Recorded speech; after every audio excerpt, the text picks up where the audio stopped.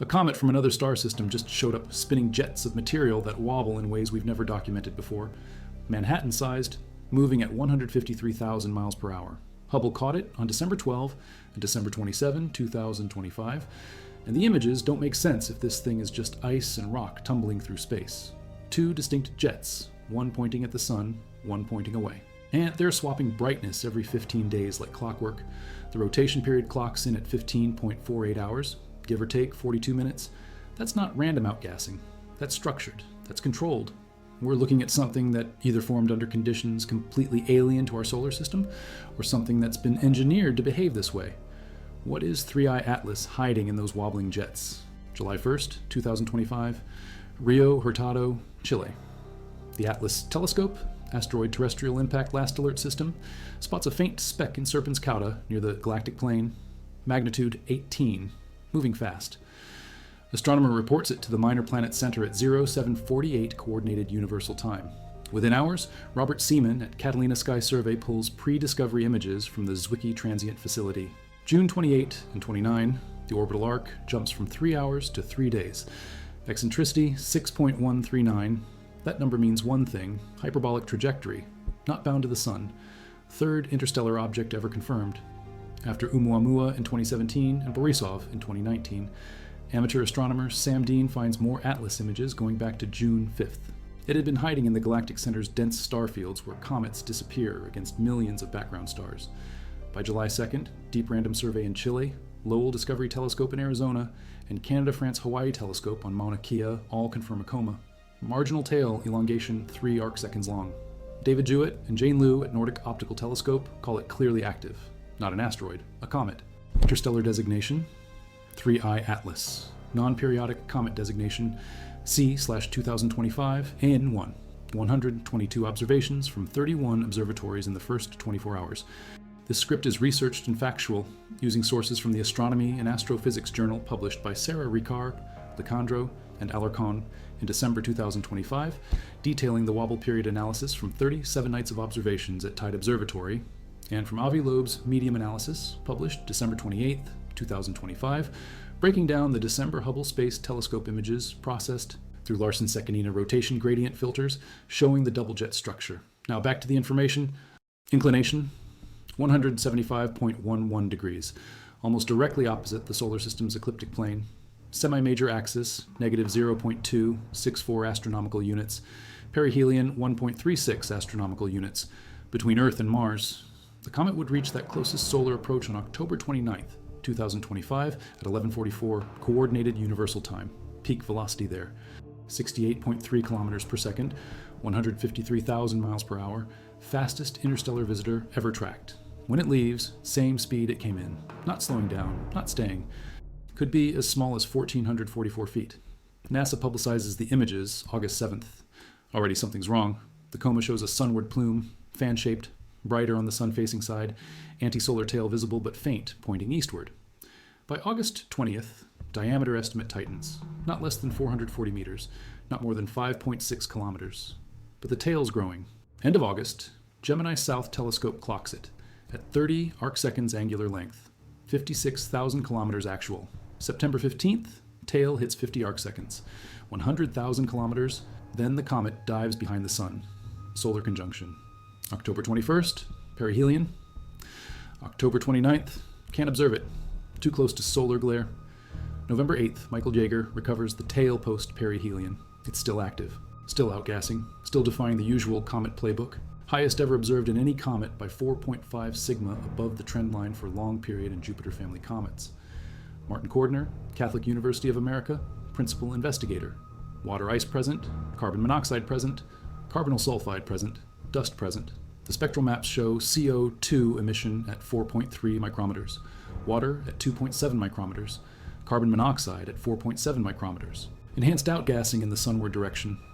The water ice grains are fine, smaller than 1 micrometer, likely amorphous, though crystalline can't be ruled out. And here's the kicker. Swift Observatory detects tentative water vapor and hydroxyl radicals July 31st and August 1st. The water ice grains are sublimating beyond the nucleus, 4,000 to 10,000 kilometers out. They're not coming off the nucleus as vapor.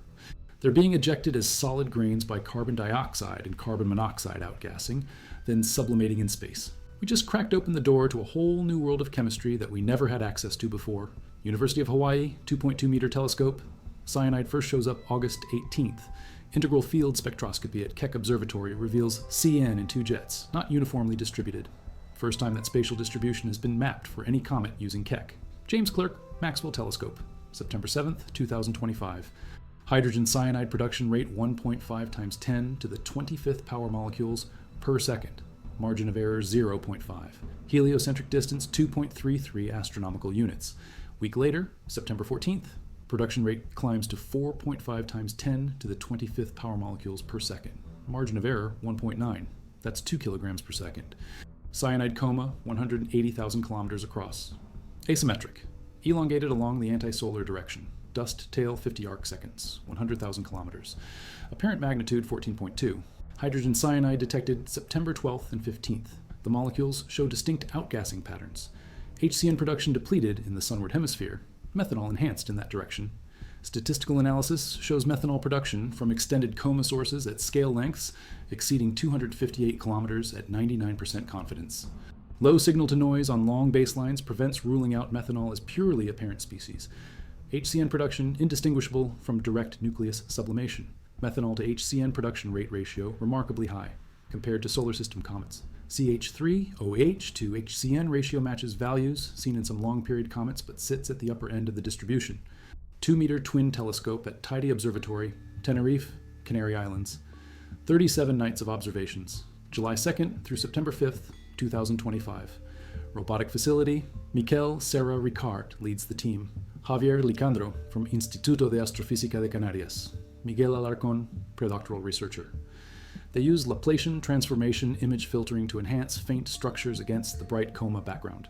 They detect a jet, faint but distinct. Gas and dust emanating from the nucleus. The jet doesn't stay static. Detailed position analysis reveals periodic modulation around the nucleus's axis of rotation. The jet appears within the antitail on 7 nights between August 3rd and August 29th. The wobble, the precessional motion, period 7.74 hours, margin of error 0.35 hours. If the antitail originates from a single active spot near one of the rotational poles, that implies a nucleus rotation period of 15.48 hours.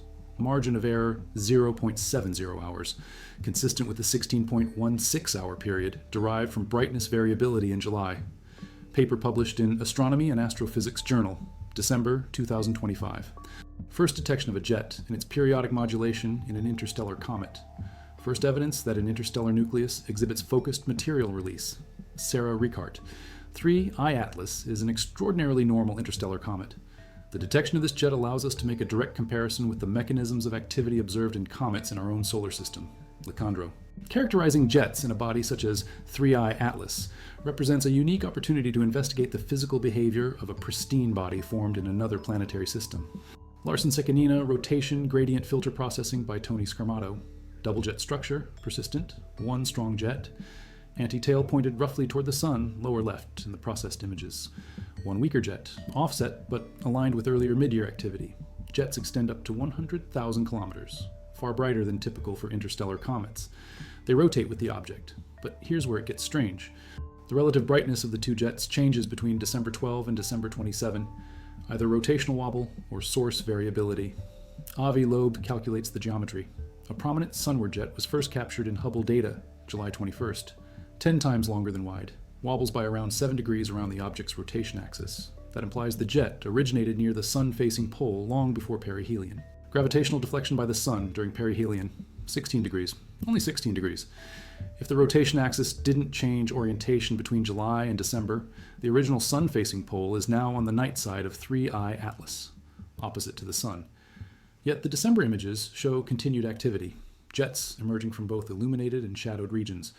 For a natural comet, that requires heat conduction transporting excess solar energy from day side to night side. Incredibly efficient thermal transport through the object's core, a physical feat far from certain for a body of unknown interstellar composition, requires that efficient thermal transport. Second, single jet base offset by less than 8 degrees from the rotational poles. As the nucleus rotates, the jet precesses along a cone surrounding the rotation axis. At large distances from the sun, 3i Atlas has a steady day side and a steady night side, which switch roles at perihelion because the rotation axis is nearly aligned with the sun's direction. That alignment. 14th anomaly according to Loeb's running count, the rotation axis pointing almost directly at the sun when the comet's far away. Not random, not common, Loeb notes. For a technological object, the sunward jet might be utilized for protection against the solar wind, coronal mass ejections, or sunlight, given that the anti-tail is marginally opaque. He's not calling it alien tech outright. He's listing it as a hypothesis. But he's not dismissing it either. But the wobble precision, the jet alignment, the brightness swap, all controlled by that 15-hour rotation, all documented, all measured. Sarah Ricard and team pushed the limits of AstroPOC, a public-private astrophysical computing infrastructure, to process the data. They maxed out storage and computing capabilities, focusing on the inner coma structures. The jet wobble is real. The periodicity is real. The 7.74-hour oscillation corresponds to the precession frequency. Nucleus completes rotation every 15.48 hours, shorter than previously estimated. Precessional model suggests jets originate near polar regions systematically. First direct rotation measurement from an interstellar comet. Distance 1.797587 astronomical units. 268,915,132 kilometers. No danger. Mars got closer. October 2nd, minimum orbit. Intersection distance 0.018 astronomical units. Europa Clipper observed from 102 million miles. November 6th. Psyche spacecraft captured 4 observations over 8 hours, September 8th and 9th. Stereo mission, September 11th through 15th. Lucy spacecraft from 240 million miles away, September 16th. Punch mission, September 20th through October 3rd. Maven, September 28th through October 10th. Mars reconnaissance, orbiter October 2nd. Perseverance rover, October 4th.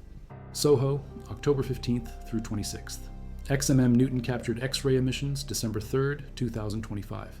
Low-energy X-ray emission as gases streaming from the comet collide with the solar wind, producing a red glow in X-ray wavelengths extending 250,000 miles into space. This investigation is backed by peer-reviewed publications, including the Astrophysical Journal Letters paper by Cordner and colleagues on JWST carbon dioxide detection, submitted August 26, 2025, and the Archive preprint by Coulson, Charnley, Cordner, Milam, and Roth on JCMT HCN detection at 2.1 astronomical units, published October 2025 with high-resolution millimeter wave spectroscopy, and non-LTE radiative transfer modeling, showing HCN abundance and ratios implying shared formation pathways with solar system comets, despite different galactic origins. Back to the data.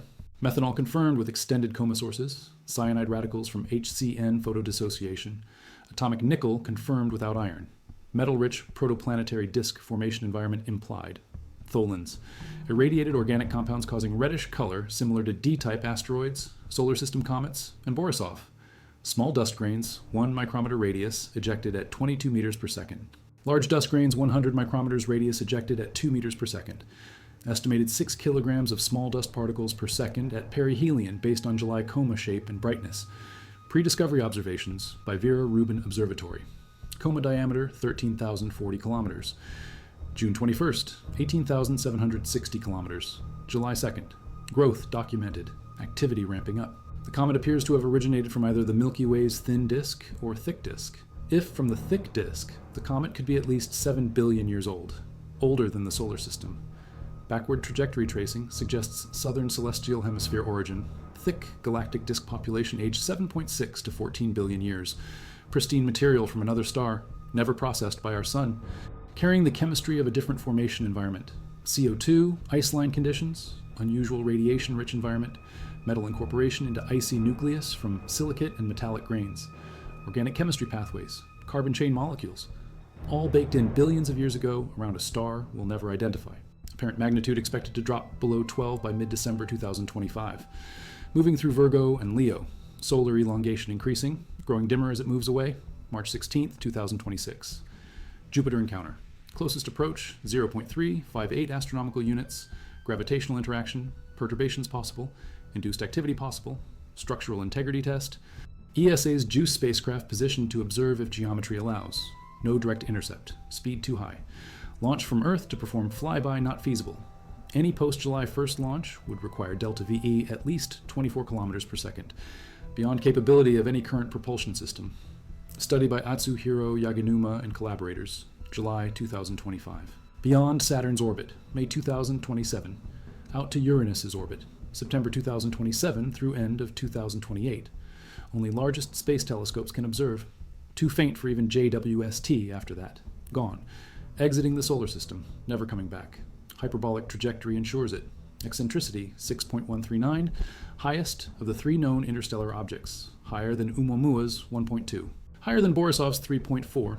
Trajectory appears relatively straight rather than curved, moving too fast to be bound by the sun's gravity, not following closed orbital path, simply passing through.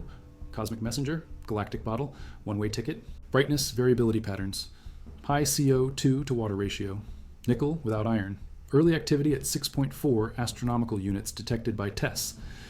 May 7th, 2025. Jets brighter than typical. Jets extending 100,000 kilometers. 7-degree wobble implying polar origin.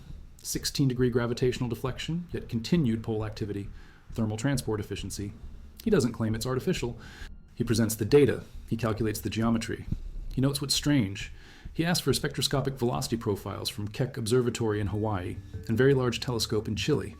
High-resolution data could reveal if velocities match artificial thrust patterns. Preliminary spectra hint at exotic ices, CO or metal-rich silicates. If both jets trace back to the sun-facing side and accelerate away from the sun, it strengthens the case that behavior is not simply uneven surface ice boiling off. Loeb links the jet wobble to 16-hour brightness variation detected earlier in 2025. Mass loss may be altering rotation. As 3, I-Atlas exits, it remains a rare opportunity to study material formed around another star, test how well current models explain the unfamiliar. Daryl Seligman led first published study on 3 I-Atlas, numerous telescopic observations demonstrating classical signatures of cometary activity. JWST confirmed CO2, water, CO outgassing. Swift found tentative water vapor and OH. Cyanide and nickel detected by multiple facilities. Chris Lintott and other astronomers criticized speculation. Live science reports. The overwhelming consensus is that it is a comet. Many researchers disappointed with artificial object papers say they distract from other scientists' work. Scott Manley and David Kipping point out flaws in statistical trajectory analysis. But the wobble remains, the jet precision remains, the brightness swap remains, the rotation period remains. 15.48 hours, 7.74 hour precession, documented, measured, published in Astronomy and Astrophysics. Not speculation, not theory, observation. Comet grew dimmer. Solar elongation increased. Unistellar network. Global community of citizen astronomers coordinated by SETI Institute near continuous photometric data, measuring brightness changes, signaling new outbursts or fragmentation events. Non-gravitational accelerations tracked. Jets of gas and dust acting like tiny thrusters, subtly altering trajectory, typical among active comets. Continuous monitoring essential. Peak non-gravitational acceleration 89.3 times 10 to the negative 9th astronomical units per day, squared pre-perihelion. Paper on evolution details photometric and spectroscopic changes. Carbon chain depletion confirmed. Heavy metal vapors confirmed. Synodic rotation period 15.48 hours from imaging, or 16.16 hours from light curves. Mass around 4.4 times 10 to the 10th power kilograms. Teardrop-shaped dust cocoon, fan-shaped inner coma within 5 arcseconds from nucleus. Slightly brighter on sun-facing side post-perihelion. Broad tail appearance suggests small dust particles ejected at high speeds. Anti-solar tail thought to be pointed directly away from Earth in July, making it foreshortened and hidden behind coma. By end of August, more visible. Viewing geometry changing. Approaching perihelion, increasing cometary activity. Post-perihelion recovery November 8th. Still active. Still releasing material. Still defying expectations. Between 0.52 and 0.748 kilometers based on non-gravitational acceleration. Up to 5.6 kilometers from Hubble. Observations August 20th. Probable range around 2 kilometers radius. Small, fast, ancient. Loaded with volatiles that shouldn't be this active this far from the sun. CO2 drives the show. Water ice secondary. Carbon monoxide present. Hydrogen cyanide production rates climbing as it approaches perihelion. Methanol from extended sources. Nickel sublimating at temperatures where it shouldn't. Chemistry that doesn't match solar system norms. Formation conditions, alien to our experience. A protoplanetary disk with different metallicity, different ice line positions, different radiation exposure, different everything. December images show the double jet structure persisting months after perihelion. One jet toward the sun, one jet away. Brightness swapping between observations. Controlled by rotation. Jets extending 100,000 kilometers. Nucleus, maybe 2 kilometers across. That's a 50-to-1 length ratio, jet to nucleus, driven by sublimation from a body rotating every 15.5 hours. The jets wobble precisely. 7 degrees around rotational axis. The axis points at the sun when far away, switches at perihelion, continues jetting from both sides post-perihelion. Thermal efficiency that requires conductivity through a kilometer-scale icy body that's been frozen in interstellar space for billions of years. Or, alternative, a structure designed to maintain thermal gradients, designed to vent material directionally, designed to rotate with precision, designed to protect against solar radiation and particle bombardment by using an opaque anti-tail shield. Loeb doesn't prove it. He just notes what you'd expect to see if that hypothesis were true matches what we're observing. First periodic modulation detected. First direct rotation measurement published, peer-reviewed, Astronomy and Astrophysics Journal. Cordner's team proves the CO2 dominance. 7.6 to 1 ratio, highest ever. JWST NIRSpec, published, Archive preprint, submitted to Astrophysical Journal letters. Coulson's team proves HCN detection. James Clerk, Maxwell telescope, 2.1 astronomical units, production rates climbing. Submitted October 2025. Archive, Puzia's team proves nickel emission. Very large telescope, August 21st, no iron, just nickel. Chemistry we've never accessed before. Preprint, not peer-reviewed yet, but data's there. Spectra's there. Emission lines labeled and growing over time as comet approaches sun. Metals exposed to more radiation, with ice lines positioned differently than our protoplanetary disk. That tells us planet formation around other stars can produce radically different volatile inventories. Comets as galactic couriers, transporting dust, ice, organic molecules between star systems, chemical exchange across light years. If confirmed, first concrete evidence. Revolutionizes planetary evolution models. If 3I Atlas is artificial, even partially, even as a remnant or fragment of something built, the implications multiply. Interstellar travel feasible. Other civilizations exist. They build probes. They send them out. And we just watched one pass through our solar system while it used jets to maintain orientation and thermal control. Either way, the wobble changes the game. Hubble reobserves with Wide Field Camera 3. Post-perihelion activity documented. Continued outgassing, continued jet structure. The jets don't stop. The rotation doesn't stop. The wobble precision doesn't stop. A body billions of years old, formed in another star system, traveled through interstellar space for eons, enters our solar system at 153,000 miles per hour, survives perihelion at 1.36 astronomical units, continues jetting on both sides despite rotational geometry that should shut down the night side, maintains 15-hour rotation with sub-hour precision, wobbles jets by exactly 7 degrees, swaps jet brightness on schedule, and exits the way it came. Same speed, same trajectory. No deviation beyond expected non-gravitational nudges from outgassing. A comet. Or something using a comet's playbook to hide in plain sight while conducting reconnaissance. The Hubble images showing that double jet structure. The wobble data from Tidy Observatory. The JWST composition measurements. The hydrogen cyanide production rates from JCMT. The nickel emission lines from VLT. The methanol extended sources from ALMA.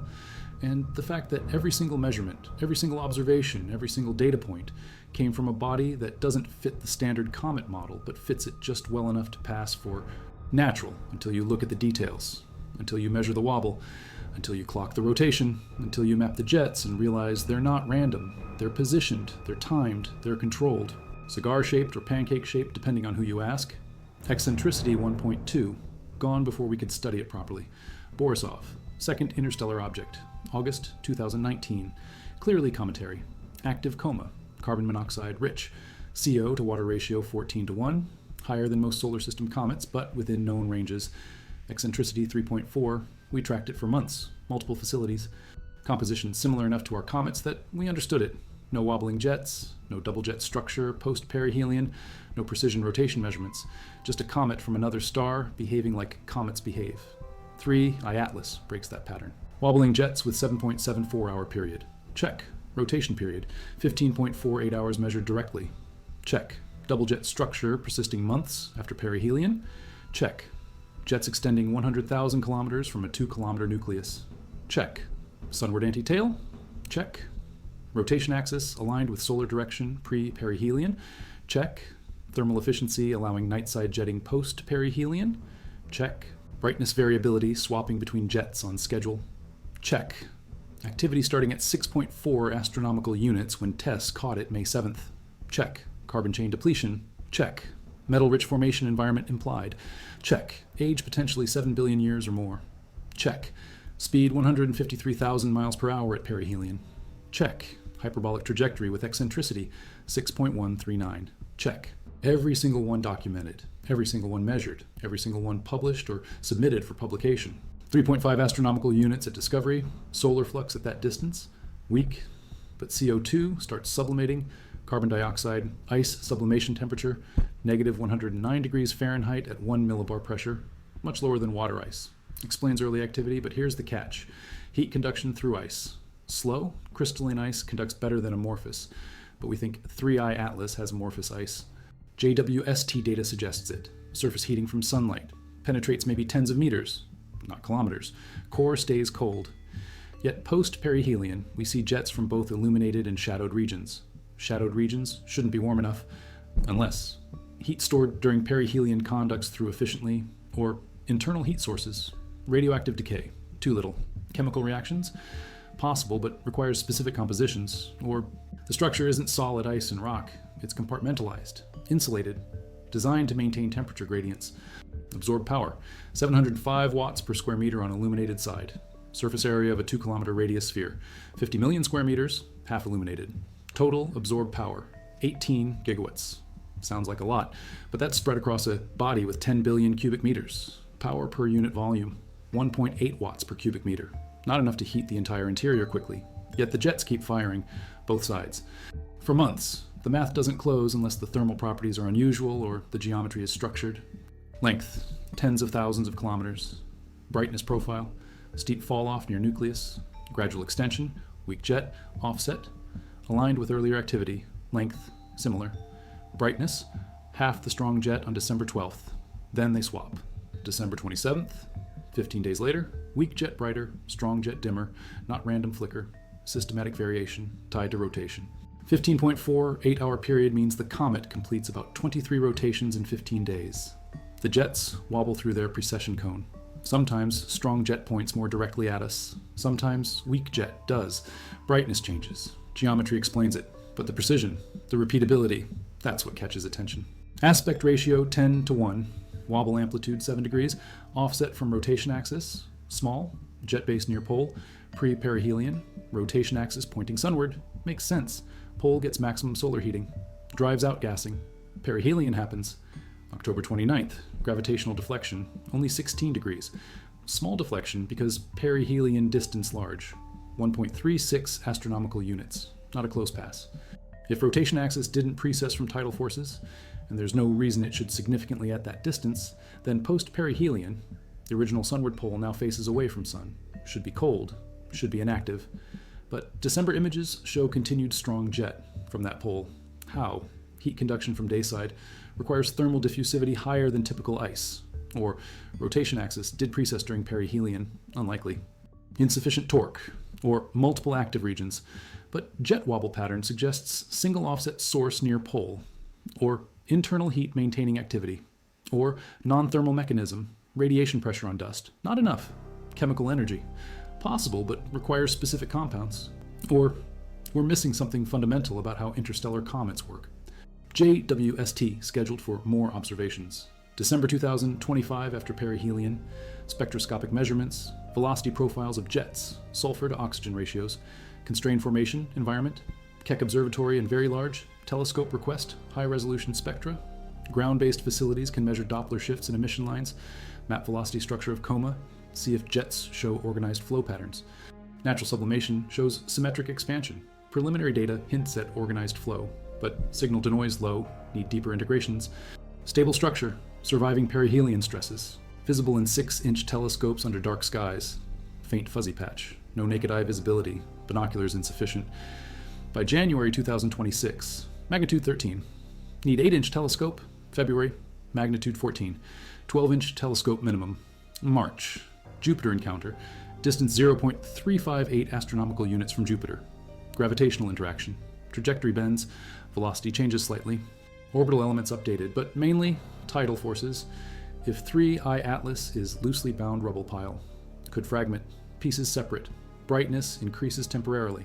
More surface area, more outgassing. Professional telescopes ready.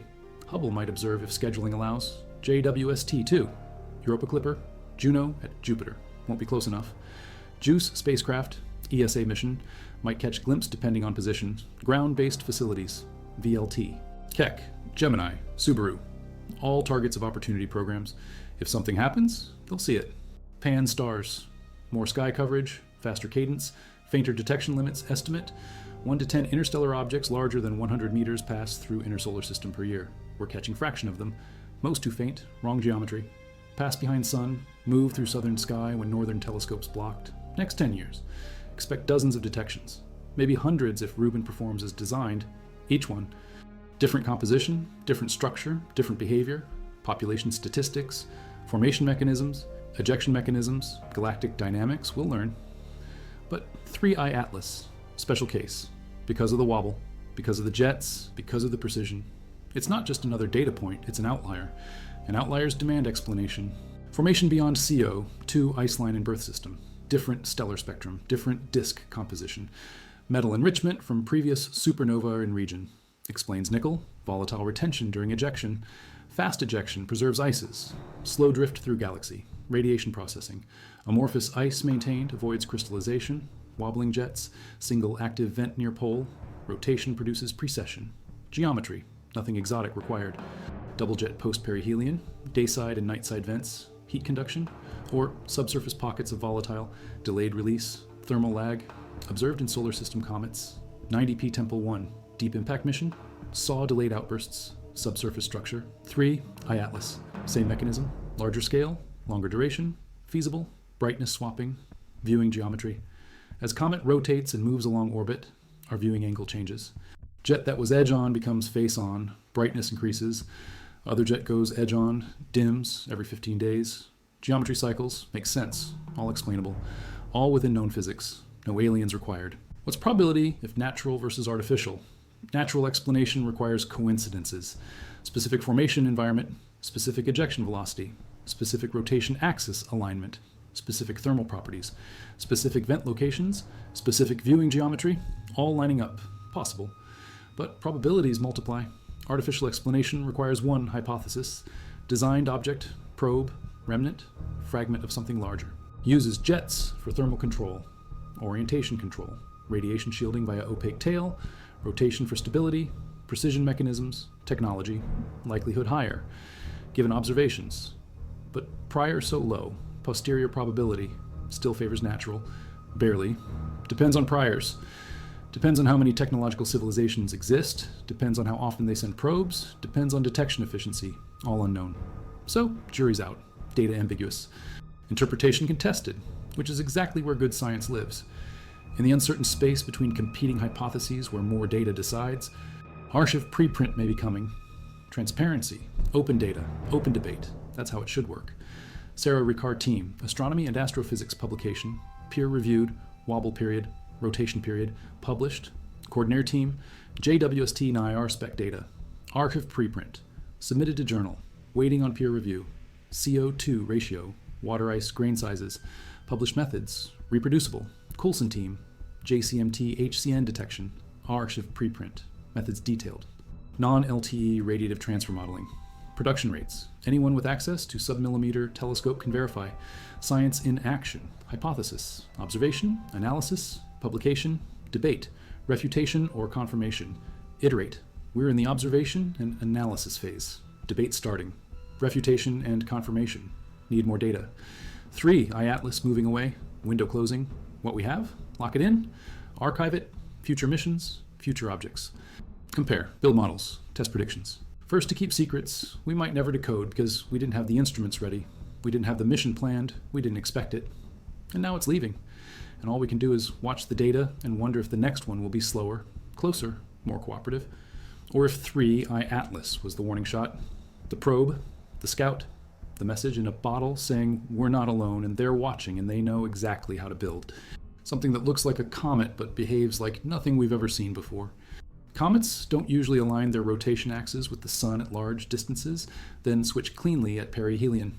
Comets don't usually swap jet brightness on 15-day cycles with timing you can set your watch to. But 3I Atlas does, and that wobble, that 7-degree precession around a rotation axis pointed at the sun, that's not random, that's physics. That's geometry, that's control. Whether it's natural control from a formation environment we don't understand, or engineered control from a civilization we've never met, either answer changes everything we thought we knew about what's possible out there in the dark between the stars.